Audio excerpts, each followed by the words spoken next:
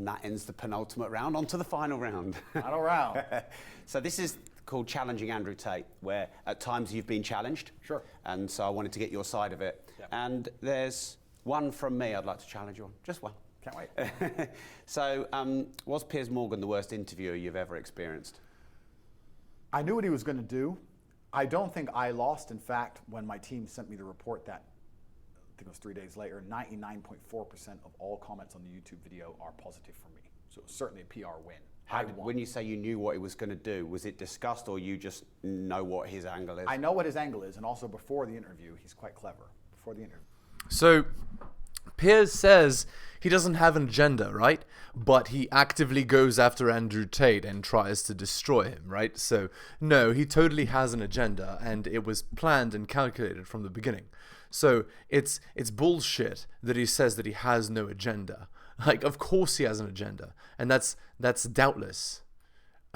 Anyway, but yeah, since Andrew knew, basically he talked in a moderate way, right? And so he turned the audience in his favor. He goes, listen, I've got some points of view. Well, I'm going to challenge you, but we need to make sure that we don't talk over each other and make it a shouting match, or it's bad for the viewer. So if I talk, let me talk. And that's him saying, I'll talk over you. Correct. That's how it gets you. So, clever, right? Filthy bastard. Clever. Clever. I think the only loser was, besides him, he lost. The viewer. And the viewer. Because I never got to explain anything. So it was kind of just like frustrating to watch. Yeah. So basically, Piers, and not just him, but basically, if you're in the world, right, and you don't have the common point of view, right, if you don't talk as everybody else, then they're going to shout you down. That's literally the explanation. That's literally the situation in this case.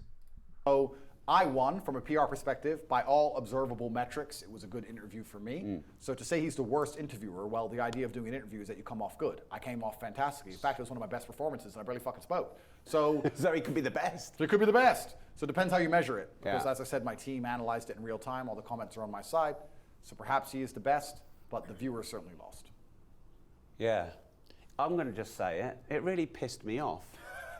Because, like, I'm not as big as an interviewer as him, Yeah. but then I've got other business interests. Sure. This is my hobby. Sure. But I thought that was one of the worst interview performances I've seen, because he didn't let you speak, he put words into your mouth, he set you up, Yeah. he linked some really fucking nefarious things and tried to link you to them. Yeah. Right, so what's the point? Interviewers are supposed to be unbiased, right? And then Piers says he doesn't have an agenda. No, you clearly have an agenda. You clearly have stuff you're trying to do. You clearly are leftist, and you're trying to make Andrew out to be the boogeyman. Like, that's having an agenda. So it doesn't matter if you say it, your actions imply it. Liar. Probably to grow his own channel, which is fledgling. Yeah. I thought it was terrible. Yeah, it was an attempted hit job. It was an attempted assassination that failed and backfired. And he assassinated his own character another time. I mean, he Literally put a bunch of nails in his own coffin, and he just put another one in. If the social media comments were 50-50, I'd be very frustrated and angry because it was so unfair. Yeah. But because it came out so fantastic in my favor, all I can do is grateful. all's well that ends well, man. Yeah. So when I got the report from my team and they said 99.4%, I was like, well, then he fucked up, didn't he? Yeah. He did indeed. Like, in my mind, as we were planning to come here, it's like, if you're going to interview Andrew Tate, the biggest fucking mistake you could make is not let him speak. Yeah. What, you don't interview Andrew Tate to fucking speak the whole time. Is that not just... Yeah. It seems crazy to me as well. Again, if you want to pillory the guy, let the guy just talk, and then you can attack the points that he says, as opposed to talking over him and putting words in his mouth. It seems idiotic to me, right? Like, let the guy hang himself and demonstrate it to the audience. That's the point. But Piers actually hung himself the way that he was talking, like an idiot. I agree entirely. That's true. 101. It's true, especially as I speak so much and I speak in such long form. But yeah, I think he knew what he was doing, and he was trying to link me to a little girl who committed suicide, which is disgusting. Yeah. Or trying to link me to Alex Jones's point of view, specifically. Like I said, and I said to him, I don't know the point of view of you, all of your points of view. I don't know all the points of view of anybody I've ever done a podcast with. What's the point you're trying to make, Piers? Say, Piers, I don't know all of your points of view. Aren't you the piece of shit who was hacking people's phones for the Daily Mail? Aren't you the piece of shit who was telling everyone on Twitter they don't better get 17 injections or they're a terrible person? Aren't you the guy who was completely wrong about the thing we just discussed, who's never apologized for it? And forcing people to take experimental drugs? You piece of shit, Piers? So I don't agree with most of the shit you say. So I don't know what kind of trap you're trying to lay here, young old man. That's right. Yeah, well done. Hello and welcome to the Helios blog. My name is Helios, here for another reaction video. If you're new to the channel, liking the content, hit the sub, hit all for notifications. If you'd like to support me, I do have a Patreon with exclusive content, patreon.com/theheliosblog. Just go there, subscribe to the Nebula tier. Again, it's patreon.com/theheliosblog. This is Andrew Tate being interviewed, and it seems a little less hostile. A little less than the last one. But he got wrecked. And the social media comments ensure he got wrecked. Maybe he's an all right person off camera. Don't know. Didn't speak to him much. But me and Piers, actually, I don't know if he knew this. I don't know if he recognized me. Me and him have been disagreeing on things for a very long time. We used to be arguing on Twitter way back before I got banned, like 5 years ago. So me and Piers have never really got along. I think Piers is a flip-flopper. Piers is a leftist. So he's not a flip-flopper. He's exactly a leftist. He exactly believes in everything the left has to say. Women are sugar spice and everything nice. Believe all women, etc. Gender pay gap. Just think about any leftist speaking point that the politicians say. That's what Piers believes. And maybe he doesn't necessarily believe it himself. He just believes it for money, right? He has to believe it because that's how he makes his paychecks. That's how he makes his salary. So that's how it goes. He might say that he has his own show. He might say that he's independent or whatever, but he's definitely not based on his agenda. I think he flip-flops on issues a lot. But he also did say I don't deserve to be banned on another interview separate to me, even though on my one he said I deserve to be banned. Maybe it's just his style. But, you know, he has also got a platform somehow. Maybe Piers is the type of guy that's disagree to disagree. So, like, no matter what stance you take, Piers will always disagree. Piers is the devil's advocate. But, I mean, if you are, then why put words in the guy's mouth? It's pointless. It's useless. It does nothing good. So, I don't know. I couldn't tell you guys. So he must be doing something right. I don't know. What can I say? But I certainly won by the observable metrics, and that's what matters. Is OnlyFans a good way to make a living? That's a complicated question. I can't sit here and promote women doing OnlyFans. I don't think there's anything actually intrinsically wrong with it. I think it's supply and demand. I think that if you have a product that men want, let them buy it. I think that the world is changing more digitized anyway. Everything's digital. Your friends are digital. Your business is digital, so you may as well have your girlfriend digital. That's just how life is for a lot of men. But to sit here and encourage women to do it would be semi-degenerate. But agreed. So yes, Andrew's speaking from a purely pragmatic perspective, right? Like, guys want to have a girlfriend. Most guys are unattractive to women because women are hypergamous. Because most women are not attracted to most men, these girls can pretend to be the guy's girlfriend for money and get rich off it, because one girl can have like 50 guys or 100 guys or 200 guys that all think that she's his girlfriend, when really she's just giving them like little crumbs of attention. And it's kind of the way that society is going, right? With the double polygamy thing. So like, guys who are very attractive and successful, they get like multiple girls and they have like pseudo harems if they want, or they have multiple girls chasing them. And the guys that are in the bottom 80%, they get zero, and so one girl could have like 50 guys if she wanted. And in fact, that's what we see on social media, right? We see one girl on Instagram with 5,000 guys following her, right? That's basic, like those guys, each of them want her to be his girlfriend. But of course, she's only going to choose one of the top 5% guys. But she strings those guys along for attention, for validation, for comments, for, resources, etc. That's where we're going. And OnlyFans is just an extension of this. I don't think in and of itself it is bad if it's approached purely from a financial perspective with the right. Well, okay.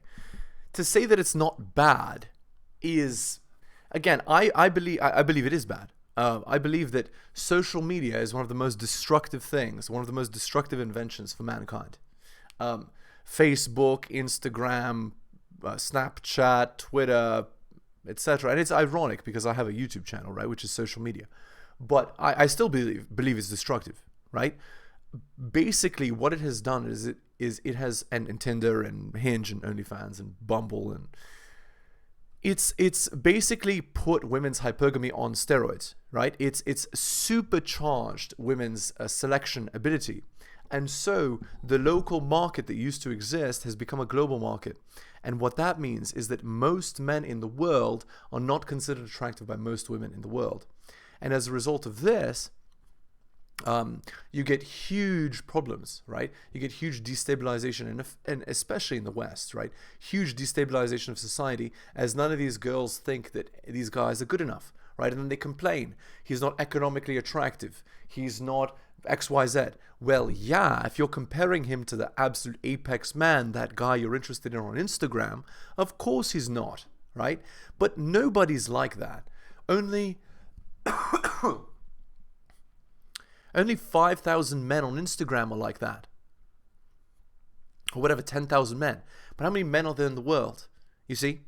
So it's very destructive for these girls to believe that they deserve guys like that. And then, you know, Tinder, Bumble, Hinge, etc. These things, what they've done is, you know, they allow girls at the swipe of a button, swipe of a finger, to get a new guy and to get tons and tons of attention. So much attention that it's unbelievable, right? Like ladies of the night 200 years ago didn't get the attention that the average girl gets today, right? In the West. And the point is that a girl is programmed when she is pursued by so many guys to believe that she's very attractive and to never settle for less. So these social media applications, what they do is they basically make most women believe that they're better than most men, even though it's not true. And that leads to their own misery. And this is why I believe that social media is so destructive, because it actively destroys women. And that's a huge problem in our modern society. Checks and balances in place. If you're a girl, you have a man, you're in love with that man, you're loyal to that man. There's men who buy pictures of you, who never see you, who don't know your real name, who live far away. And now you and your man get to be financially secure, build a home, have a nice family. I can't say it's a bad thing.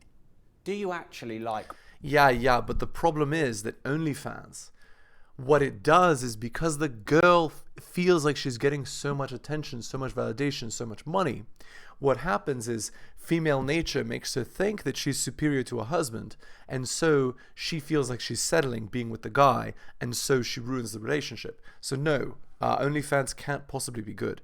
Again, women are hypergamous. They want men that are superior to them, men that are taller than them, stronger than them, make more money than them, more fit than them, more intelligent than them, more charismatic, etc. If the girl is the primary breadwinner, no matter what the source of money, she's going to think that her guy's a loser, right? So it's just not good in any way, right? And a girl who's willing to sell herself online, again, those traits of, cynically kind of selling yourself, that sort of thing doesn't lend itself well to long-term relationships. So there you go. You shouldn't promote that trait in women for the stability of society.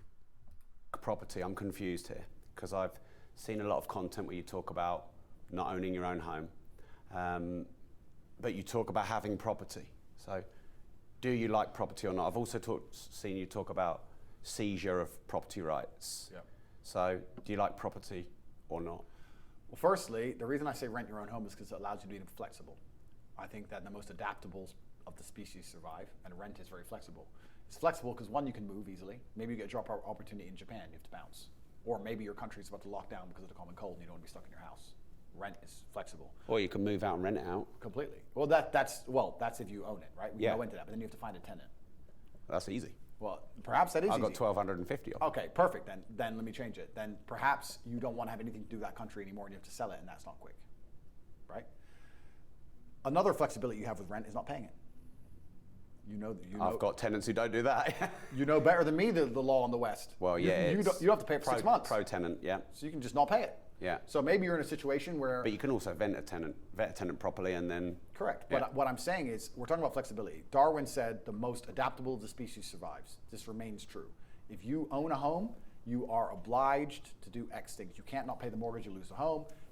No, Darwin doesn't say the most adaptable of the species survive. That's not what Darwin says.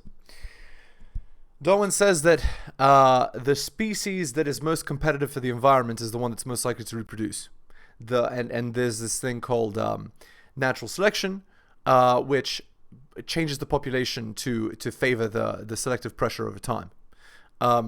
So no, it's not necessarily about adaptability, though humans have survived due to their adaptability. So no, he's not quite right here. But anyway, let's continue. If you own the home, you have to upkeep it, etc. I'm saying if you rent a house, you can move if you get a better opportunity. You can move if the government becomes tyrannical, or if crime gets out of control, or something happens in your area which you're never going to know.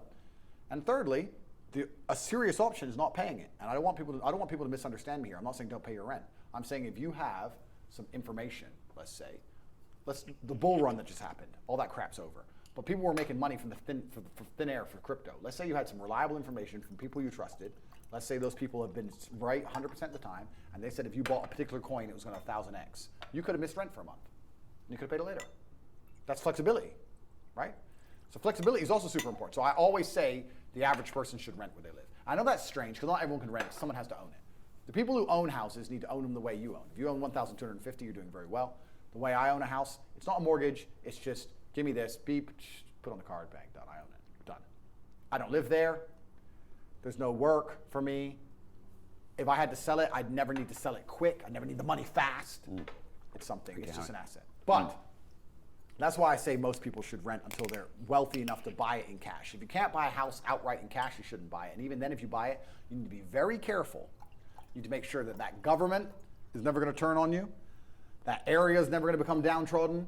And also understand that owning a house isn't free. There's property taxes, there's maintenance, there's upkeep.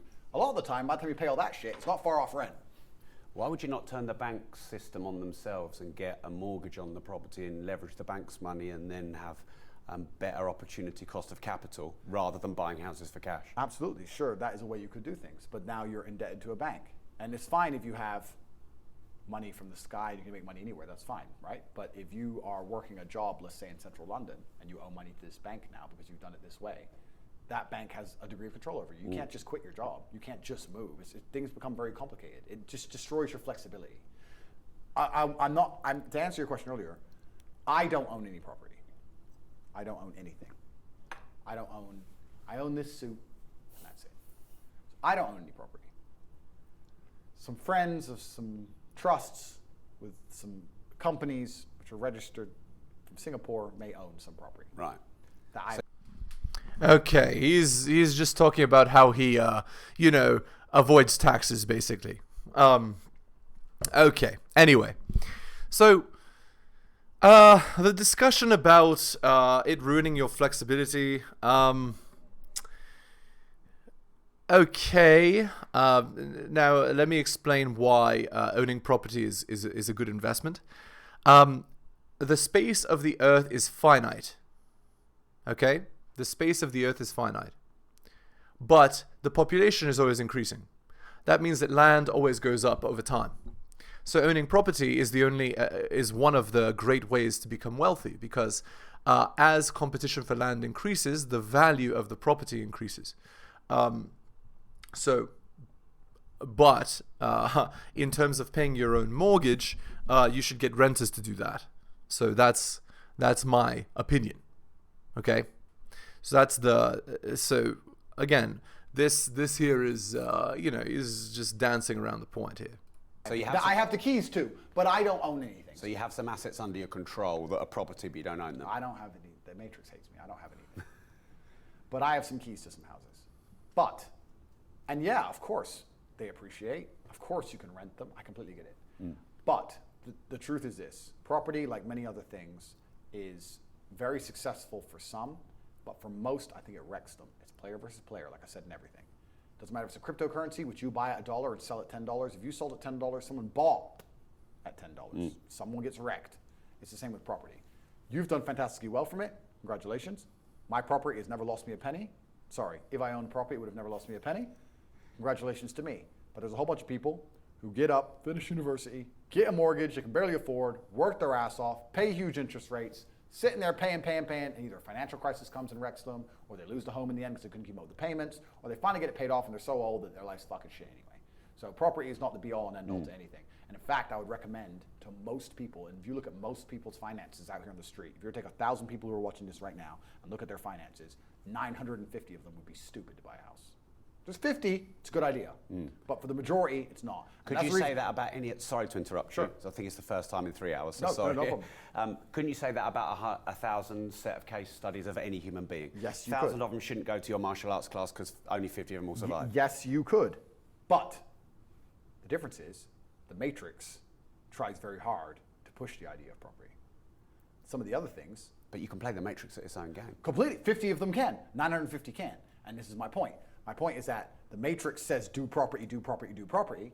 That is only applicable to a very small percentage. It's not applicable to everybody. The Matrix doesn't say do other things that are applicable to everybody. No. It tells everybody the same blueprint. And that blueprint used to be applicable to a lot more people. I don't think this was actually as deliberate as people understand. 50, 60 years ago, property was fantastic for almost everybody. 1 year's wage, you get a house. That house cost 75 grand. Now it's 450 grand. Fantastic. You did good. Absolutely. It's different now that the house is 450 grand, you're earning 40 grand a year. Now it's a very different scenario. So when your parents or older people say, yeah, do property, it was great back then. Now I don't think it's nearly as competitive as it was. I think that the rich are getting richer and the poor are getting poorer. I think the poor are getting outpriced of most assets. I think that some of the biggest mistakes poor people can make or middle income people can make is chase assets they can't simply can't fucking afford. And the only way they can do it is to indebt themselves to a bank with interest and enslave themselves for X amount of years, destroy their flexibility to try and pull off owning one property, and owning one ain't gonna make you rich anyway. You gotta own as many as you do. And what I'm saying is, there's a small percentage of people who benefit from property, just like there's a small percentage of people who benefit from crypto or stocks. How many people lose in the stock market? Most. Exactly. How many people lose in Forex? Nearly all. All, correct. Yeah. So this is the same with every investment. But the reason I'm only attacking property is because property is the one everyone says is safe as houses, good for everybody. No, it is not. It depends on your circumstance. That's my problem with property. In my scenario, or your scenario, how can we lose? If I buy a house for $5 million, and I'm never, ever, ever going to need that money, I can wait until the day I die to sell it, then I'm always going to make money. I go, oh, the property prices have crashed to $3 million. Then I don't sell it. Yeah. Who cares? Okay. So he makes an interesting point. The point being that if you can't afford it, you probably shouldn't buy it. Don't indebt yourself for multiple years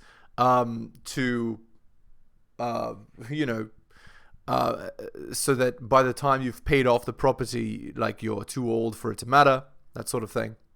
Yes, good advice. All right, let's go on to the Reddit post. Okay, so, this is a doozy. Partner, 26 female of 7 years, left me, 28 males at the altar, and now wants me to take her back. My head is in a million places right now, so excuse my incoherency. My girlfriend, fiance, or ex has been dating since she was 19 and I was 21. Had been dating. We've been through everything together and basically grown up together. I've always known that when she really panics, she tends to run away from things. She used to randomly break up with me and try to dip when we were very young, but we talked it through and got better at that, and she hasn't done that for years now. Anyway, I proposed a year ago and it was hardly a surprise. We've been discussing marriage for years. We both knew we'd be on board to do this after she finished her MBA and got a job in my city. Everything was perfect. Oh, I see the red flag already. They're in a long distance relationship. The past year has been very hectic in planning and a wedding, since we're both from another country where grand weddings are the norm and we had to fly people out. About 2 to 3 months ago, the nerves started to hit her and she tried to talk to me about it. I'll acknowledge my faults here. She did try to bring it up to me that she was nervous and the whole ordeal of a grand wedding was stressing her out. Ideally, she would have wanted a small destination wedding with a big party afterwards, but due to both of our families requesting a big wedding and inviting all their friends, we succumbed. She was also nervous about the commitment of marriage, finances, other things. All of this we discussed before, but I guess she just needed reassurance. However, in hindsight, I realize now that every time she brought it up to me before that she was anxious, I chalked it up to the normal cold feet people get and would just say it'll be fine and brushed it off. I was also stressed with a lot of work to do before I got my long leave, and planning and budgeting and all of it. We both make very good money, but this wedding was going out of budget, and we didn't want to take any money from our parents. All of it got pretty stressful for both of us. She seemed a little jittery the night before as well. I told her to calm down and just sleep. Most I was very, very excited to make her my wife, something I've been dreaming of since the day we started dating. She's the love of my life, and it's been hard to believe that she was choosing to marry me. Okay, so he's in a chasing frame. She's the dominant in the relationship. She's trying to walk away from him, but marriage is such a good deal for her that she doesn't want to. That's what I'm getting here. I was the happiest man alive. On the day of the wedding, she dipped. She left me a note apologizing and saying she couldn't do all of this and just ran. I don't even know where she went. All of it unfolded so quickly and it was almost like a movie. All of our family members coming into my room when I was ready to walk out onto the altar, asking me where she was. Pretty traumatic, and I ended up crying in front of all my family and friends. Our parents handled the guests and all of it while I just went home heartbroken. She wasn't at home. I spent the entire day calling and texting her and the phone was switched off. She walked in at night at 10 to 11 p.m. and just kept crying and apologizing. I told her to just go to sleep and I need time to think about everything that happened. Now I'm turning to Reddit because I don't know what to do anymore. She's apologized multiple times and wants me back and says she's ready to do the whole grand wedding again, and she regrets having run away in a momentary lapse of judgment. She knows she wants to be with me, but she just panicked and got cold feet. I can't imagine my life without her, but at the same time my trust is broken. I don't understand why she couldn't just be more of an adult and tell me properly before the wedding. Although she insists she tried to, I felt disrespected and just heartbroken and embarrassed that I had to go through all of that. I don't know if I can or should forgive her. What if she does this again and runs at some other important event like she did on the most important day of my life? Well, exactly. This girl is not to be trusted. Any advice and suggestions? Okay. I did not expect to get so many responses, so here's some edits. There are some things I realized I could clarify or elaborate on based on the comments. Why she ran? I don't think it was the marriage bit. Getting married was not going to change a lot about our relationship anyway, and I know she was just as excited about getting married as I was. I should mention that while both our parents wanted a grand wedding, mine were way more insistent on it than hers. Her parents would have been happy with whatever choice she was happy with, even a court marriage. Mine insisted on a bigger wedding, as they believed if we had a small one it would make relatives and friends think we are poor. And she felt pressured to say yes because she wanted them to like her, and she knows how much I love my mom and didn't want to have to choose. The financial bit. She makes more money than me and she funded at least 70 to 80% of the wedding expenses. So again, just multiple red flags. She makes more money, she's not as into the relationship as he is, etc. She offered and was happy to do so. If she hadn't offered, my parents would have had to step in and fund it, and she wasn't comfortable with that. The financial stress of it was getting to both of us, but probably more her than me. We've discussed finances in depth, and I financially supported her when she was doing her MBA, and both of us are comfortable with the fact that she earns a lot more now and will contribute more to our expenses. So again, guys, if you had to put in effort to get her to get a degree, to invest in that, and she now makes more money than you, she's going to leave you for a superior man. Women are hypergamous. If they make more money than you, they're not going to stay with you.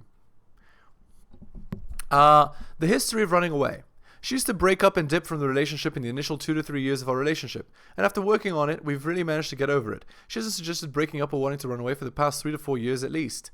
I don't know if I'll be able to trust her because when she gets anxious, she can't think about me. But I do trust her not to run away when we have kids or other difficult points in life, but I'm not really sure. Yeah, this girl's a walking red flag. She's anxious, attached, or maybe even a BPD.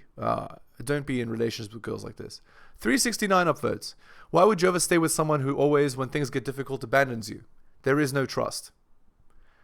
76 upvotes. Totally, I'm picturing OP having a major health crisis and this girl just running away because she can't handle adult things with anything like adult behavior. Running away is what a child does. This girl is not grown up enough for marriage. 317 upvotes. She left you at the altar and you're on Reddit asking what to do? You say you don't trust her, so this relationship is over. She humiliated you in front of all your family and friends, and now she says she's ready for the big wedding after she just wasted all the time and money spent on the first one? You'd be a fool to just forget this and take her back. She has a history of randomly breaking up with you. She left you at the altar. She will run away again. She's proven to you time and time again that when things get tough, she'll leave you. And we're going to end the episode there. Again, if you're new to the channel, liking the content, hit the sub, hit all the notifications. If you'd like to support me, I do have a Patreon with exclusive content. Patreon.com/theheliosblog. Just go there and subscribe to the Nebula tier. Again, guys, Patreon.com/theheliosblog. Thank you so much for taking the time out of your busy day to listen to my content. I really do appreciate it, especially if you got to the end of the video. You guys are fantastic. And I will see you next time.